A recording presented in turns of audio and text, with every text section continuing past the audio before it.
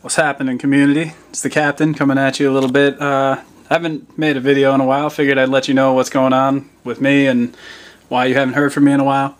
I got a couple new figures, nothing too much to speak of, but this Thor I got from a gentleman on the trading community whose name escapes me at the moment because it's been a couple of weeks since we made the deal. But I love this figure.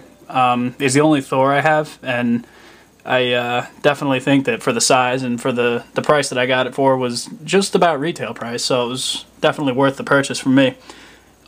Great articulation. Everybody's, obviously, when they first got this figure, they all did the reviews of the figure, but I knew, like, I was looking around and I saw the cover to that one comic that I showed earlier, and I was like, he's got, like, the perfect stance and, like, the perfect hand positioning to, like, do all those, you know, that pose. So even though he's in the modern costume as opposed to the classic, but I just needed to try it.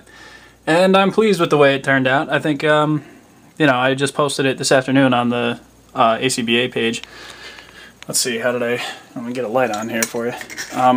Basically, this is just a black backdrop. I got the Thor and the lightning bolt and this big explosion. Basically, the lightning bolt and the explosion are all just yellow construction paper that I either colored or just cut out and drew, what do you call it? Just drew like a black edge around it. And then this thing down here is held up by a little plastic stand that came with a Dracula figure I have from the Castlevania line. And I hit it with the lightning bolt, so that way if you look at it from this angle, it looks like the lightning bolt is striking down straight through the, you know, the caption there. And this cutout I just stuck onto his hammer, the little flame or whatever you want to call it. This one is also stuck on, like, the bottom of his hammer, and this one I have stuck on, let me see if I can focus. It's stuck on the back of his thumb like that, and that gives it the illusion that it's all basically within the same plane, so it all came in decent focus. This green is the only thing I don't like because the text didn't have, like, the border around the yellow letters. It just had straight yellow lettering against green, and when I tried that, you couldn't see it. All these cutouts and all the pictures and everything, by the way, I drew all those. This this rock that he's standing on is like the spray foam that I've showed in a couple of videos.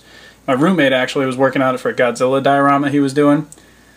He coated the outside with glue and just, like, put dirt on it, so it's actually really just like a pile of dirt. So pretty cool. Came in handy for me. I'm gonna give it back to him now so he can get back to work on his Godzilla set. But I'm happy with this. I love this figure, and was happy to do a little bit of ACBA with it.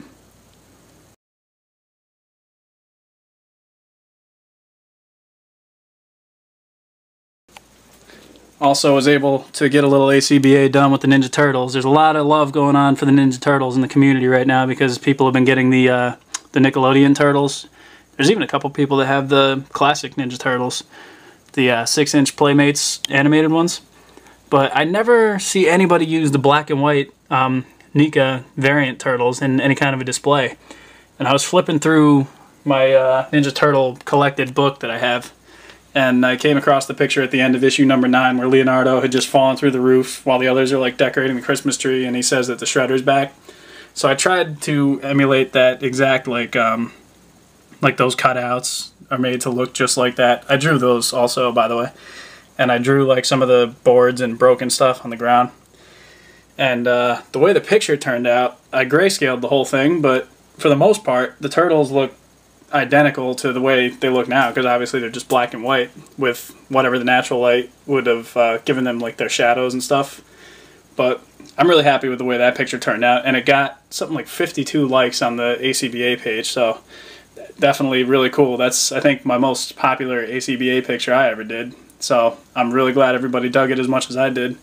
It's just something new, you know. You don't, like I said, you don't see these black and white turtles ever come up on displays. So happy to do it. A lot of fun.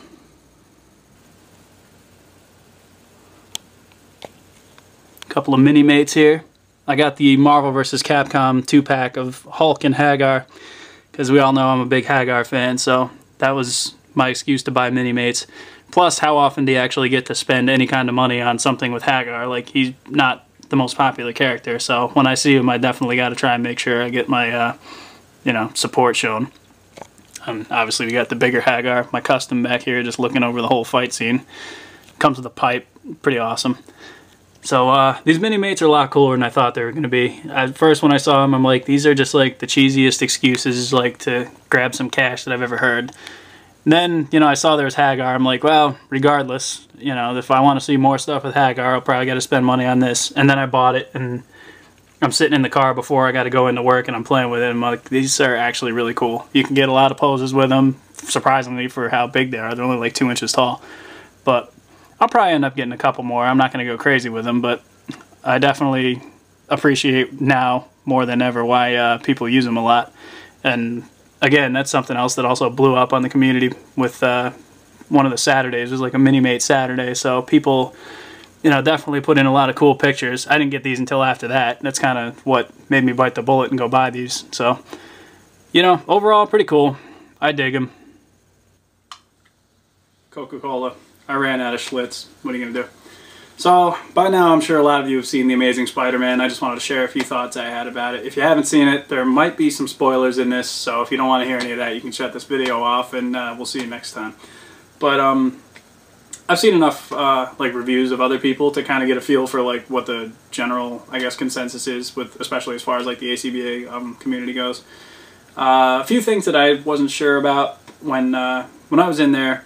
I noticed that the tone of the movie was really, like, a lot more serious than the Sam Raimi movies. Like, they tried to actually play it up totally straight. It wasn't as much, like, joking around. I mean, Peter Parker and, I guess, Spider-Man, like, had a joking demeanor about everything he did, but, I guess the Sam Raimi movies, like, the whole tone of the movie was where, like, a little more acceptable that some of the stuff that was going on could happen, like a guy on a flying glider and a guy with arms, you know, metal arms fused onto his back. Like, in that setting, people are like, oh, okay, yeah, that could happen.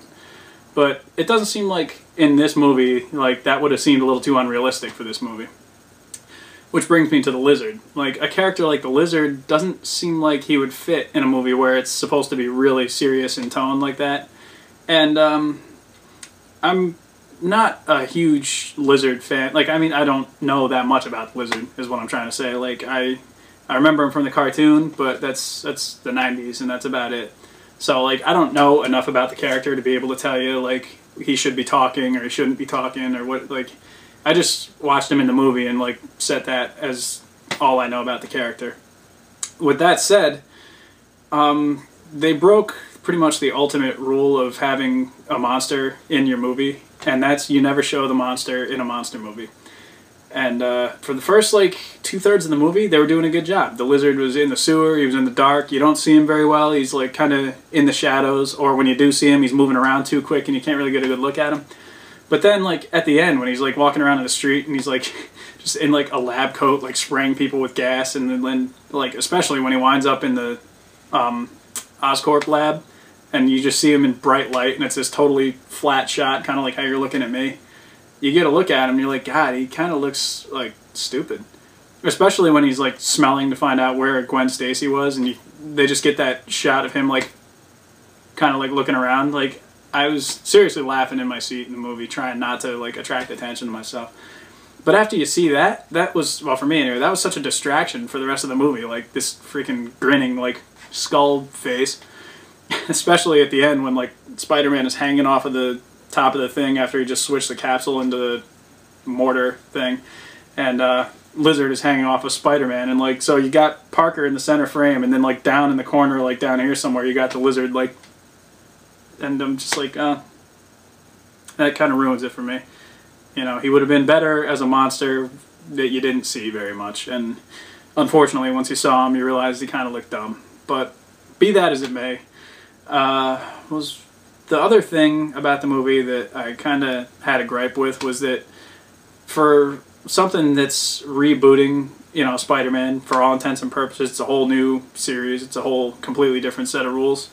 They really didn't do justice to Uncle Ben, I didn't think. I mean, the actor, I can't remember his name at the moment, he's famous, I don't know what's the matter with me, but the actor did a good job. But, like, for me, the whole reason why Spider-Man is because of what happened with Uncle Ben. And at no point in the movie does anybody say, with great power comes great responsibility, which is fine for me, because it's implied, it's a huge part of the movie, but nobody actually says those words to Peter or anything. And that was fine, because if that had happened, it would have seemed like a little out of context, because the dialogue, I think, was taken a little more seriously in this movie. But, yeah, so nobody says those exact words. But then when Uncle Ben dies, like, there's like 5 minutes, maybe, of, like, them lamenting the death of this character, and then they really don't bring any attention to it for, like, the rest of the movie. And that's a huge part of Spider-Man, you know, is Uncle Ben. But they just kind of glossed over it. They made it seem like it was just kind of a matter of convenience that now Spider-Man has a reason to go use his powers, and at the same time, you know, he never really learns any kind of a valuable lesson from it. If anything, he learns the lesson from Captain Stacy, who's just like, no, if this guy is really out to help us, he should be, you know, a little more selfless about it and not just going and picking fights with all these people who look the same. It's like he's got his personal vendetta or whatever. So, yeah, Uncle Ben, I think they could have done a better job. And the one final thing was the last scene. Like, how many... I was watching Red Letter Media, actually brought this to my attention. I was watching their review of this movie. How many superhero movies do we have to see where the end fight scene is like a race against the clock when the bad guy is trying to, like, poison an entire city or like something? I mean, they brought to attention, like, Batman from '89. The Joker, like, has his parade that he poisons all the people that go near it. You got Batman Begins, where Liam Neeson is going to run a train into the middle of the city and blow up, and there's going to be gas all over the city and poisons everybody, again. Then, to a lesser extent, you got the first X-Men, where Magneto is on the Statue of Liberty, and he's going to send that mutant wave thing to essentially poison everybody in the city. And I'm like, God, you know, like, bad guys should have different motives than just the same thing every time. And so, sure enough, the Lizard decides, I'm going to just poison everybody in the city, make them all lizard people. So I'm like watching it, and I'm like, you know, it's... I couldn't figure out at the time why it seemed all too familiar. But now looking back, I'm like, oh, it's because I've seen it so many times in some of my other favorite superhero movies. And so when they do it kind of hackneyed and kit-bashed together, they just... I don't know. It kind of falls flat, in my opinion. That said, some pros about the movie. The action scenes were really good. The 3D, I think, was done well. There were still a few scenes in it where it seemed like they were pushing the gimmick. They're like, whoa, we're in 3D, hey. Like that whole thing with the cranes and swinging at the end. Texting, alright. Yeah, maybe it's a hot chick. Or probably not. But, there was only a few scenes where the 3D was, like, gimmicky to me. The rest, it seemed like it actually was done pretty well, so I gotta say, I enjoyed the movie. I still don't think it's better than, like, Spider-Man 2, for instance, or maybe not even better than Spider-Man 1. I don't know. That's just a matter of preference. I kind of prefer Sam Raimi's storytelling style over this other guy, Mark Webb, I guess his name is. But overall, I would say if you got nothing to do and you got a couple of bucks to spend on a cool action movie in 3D, go see it. And if you're a huge Spider-Man fan, you're probably going to be let down by some of the things that happen. If you're not, if you don't know, like, the backstories of these characters, they kind of make sense within the context of the movie where you're going to get a fulfilling enough experience. So, that's a lot longer than a couple minutes I wanted to spend on this, but hopefully, you know, leave a comment, let me know what you guys thought. You know, we'll start up a discussion or something. Can't wait for Batman, though. That's a couple weeks away, and that's going to be good. I hope. Better not suck. In closing, I just want to say thank you to a buddy of mine, Shane Miller, off the, well, he's in the ACBA group, but he's also in the figure trading community. He, I guess, was going through some stuff that he was going to donate to, like, a garage sale or, like, a Goodwill kind of a deal. And he came across this old Bret the Hitman hard action figure, and he put it on my Facebook wall. He's like, listen, if you could use this, I'll ship it to you for free. So definitely cool of him to look out for me like that. I've mentioned in my other videos, I got a lot of Bret Hart figures, and this one...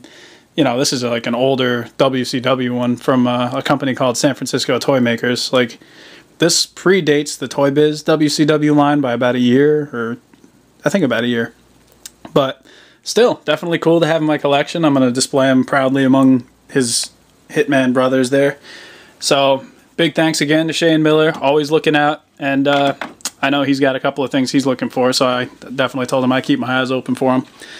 All right, thanks for watching. Anybody that's at San Diego Comic-Con this weekend, have a good time, and I want you all to know that I'm really jealous. I'm still working on a way to get to New York Comic-Con. It's looking like it's probably going to happen, so hopefully I'll get to see you all there. All right, everybody. Thank you for watching. Take it easy.